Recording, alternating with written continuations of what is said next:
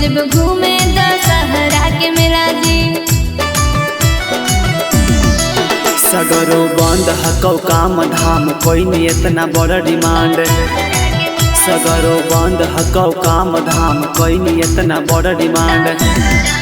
हमरा ही 1 रुपया हको नहीं जौहर खाएला जी।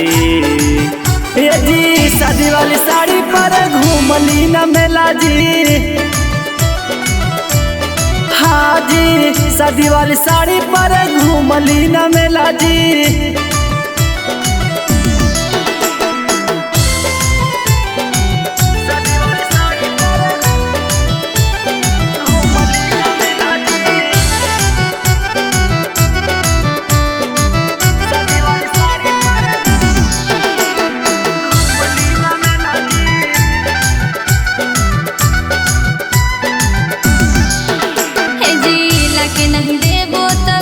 देबो लोल जी नटवर के गुस्सा रानी कर कंट्रोल जी। सदिया काहे लगे नियन नहीं करखना हे जी लगे नहीं देबो तो कुछ देबो लोल जी। नटवर के गुस्सा रानी कर कंट्रोल जी। तनिको मन बोना बात बिना हम लेला जी। हे जी तब जब घूमे दशहरा के मेला जी। हाँ जी शादी वाली साड़ी पर घूमली न मेला जी।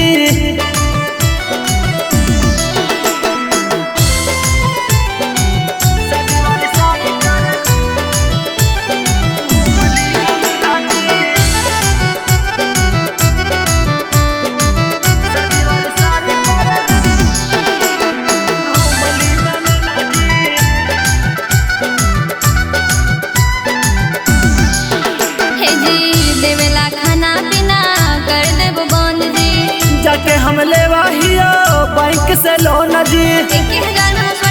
अब जे करिए देवेला खाना पीना कर देबो बंद जी। जाके हम लेवा हियो बैंक से लोन जी। तके करा से देख रहिया एक रवि साथे जाहो पिया अनुजा के लाजी।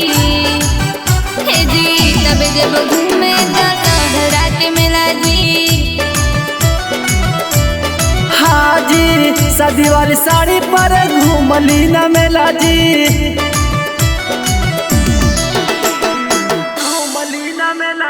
नमूना रिकॉर्डिंग स्टूडियो राजगीर।